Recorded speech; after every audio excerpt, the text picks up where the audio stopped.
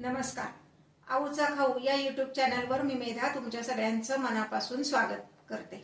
कालपासून आपण one pot cooking अशी एक सिरीज सुरू केली आहे. का तर जी नवशिक्या मुली आहेत की वर्क फ्रॉम होम करायचंय आणि एकीकडं स्वयंपाक करायचा आहे, किंवा जी मुलं मुली बाहेर राहतायत स्वतःचं स्वतः करून खायचंय, किंवा घरातल्या महिलांना बाहेर ट्रिपला जायचंय आणि पुरुषांना हौसेनी स्वयंपाक करायचा आहे, तर अशा सगळ्यांसाठी वन पॉट कुकिंग म्हणजे एका कुकर मध्येच तुमची भाजी किंवा बाकीचे पदार्थ झाले पाहिजेत. तर त्यातली आज पुढची सिरीज आपण घेणार आहोत, गवारीची भाजी छोट्या कुकर मध्ये कशी करायची. चला तर रेसिपी बघूया. हे पहा, आता आपण रेसिपीला सुरुवात करणार आहोत. मी गॅसवर एक छोटा कुकर तापत ठेवलेला आहे. आता गॅस फुल फ्लेमवर आहे. हे पहा, आता यामध्ये मी अंदाजाने, पण फार नाही, 1 टेबलस्पून एवढं तेल घालणार आहे. तेल तापलं की मग त्यात आपण फोडणीचं इतर साहित्य घालायचंय.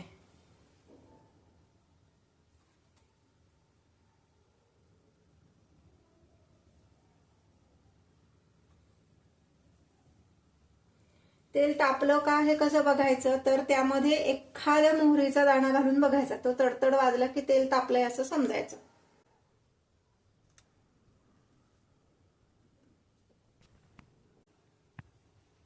एक छोटीशी टिप सांगते, ती लक्षात घ्या.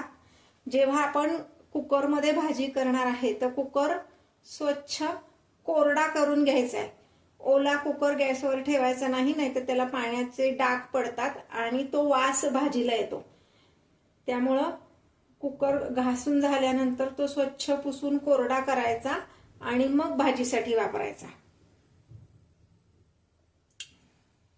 हे नीट आवाज ऐकला तर मी मोहरीचा तडतड असा आवाज येतोय.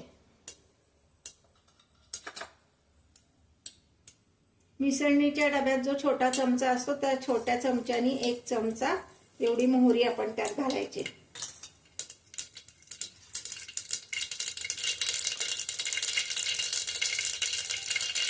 तेवढेच छोट्या चमच्यानी जिरे घालायचे. आता मी गॅस बारीक केलाय मोहरी करपू नये म्हणून. 4 ते 5 कढीपत्त्याची पानं घालायची आणि मिसळणीच्या डब्यात जो चमचा असतो तो अर्धा चमचा हळद घालायची. आता यामध्ये मी निवडून ठेवलेली गवार घालणार आहे.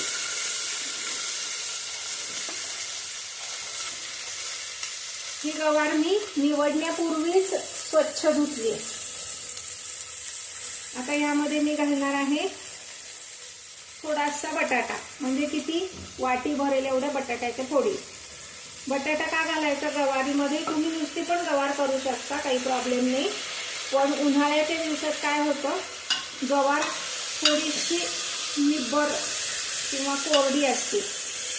बटाटा घातला की गवारीची भाजी छान मऊ होती.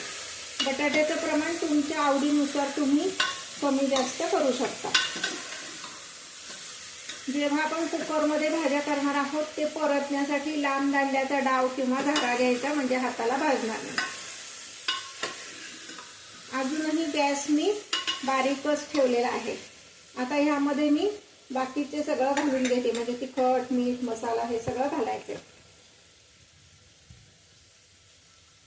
तिखट किती घालायचंय, तर मिसळणीच्या डब्यात जो चमचा असतो तो 1 चमचा, पण तुमच्या आवडीनुसार तुम्ही जास्त घालू शकता.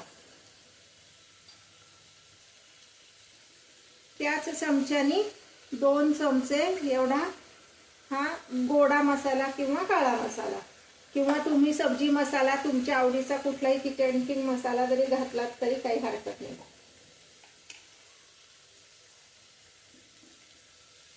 1 चमचा एवढा मीठ घालायचे. हे पुन्हा छान परतून घ्यायचे.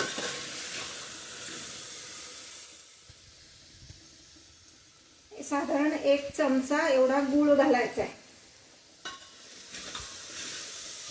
गुळामुळे काय होतं, भाज्या पचायला सोप्या जातात, म्हणून गूळ घालावा आणि छान चव पण येते त्याला.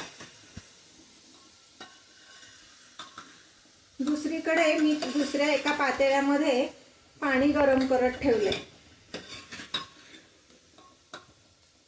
आता यामध्ये मी घालणार आहे कोथिंबीर आणि आपण आता ह्यात घालणार आहोत दाण्याचं कूट. हे किती आहे तर नैवेद्याची वाटी जेवढी असते आपलं तेवढा दाण्याचं कूट, म्हणजे चमच्यानी मोजून म्हणलं तर 3 ते 4 चमचे दाण्याचं कूट.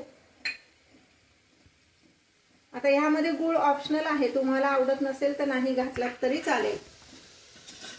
आता हे छान परतून झालंय. मी आता काय करणार आहे, जे दुसऱ्या पातेल्यात पाणी गरम करत ठेवले ते पाणी मी आता ह्यामध्ये घालणार आहे.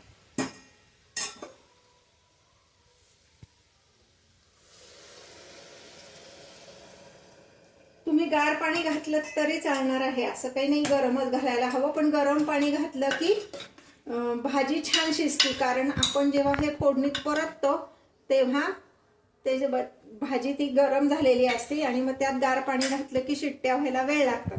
गरम पाणी घातलं की पटकन शिट्टी होते. आता मी ह्याला हे कुकरचं झाकण लावून मीडियम फ्लेमवर 3 शिट्ट्या करणार आहे. हे पहा, आता कुकरची ह्याची गॅसची फ्लेम दाखवते मी. ही आहे एकदम स्मॉल, म्हणजे एकदम लो फ्लेम. ही आहे मीडियम फ्लेम आणि एकदम ही मोठी फ्लेम. तर मी मीडियम फ्लेमवर ठेवणार आहे आणि 3 शिट्ट्या करायच्या. हे पहा, 3 शिट्ट्या झाल्यानंतर मी गॅस बंद केला आणि त्यानंतर 15 मिनिटांनी आता आपण कुकरचं झाकण उघडणार आहोत. आता मी गॅसवरनं कुकर खाली घेते.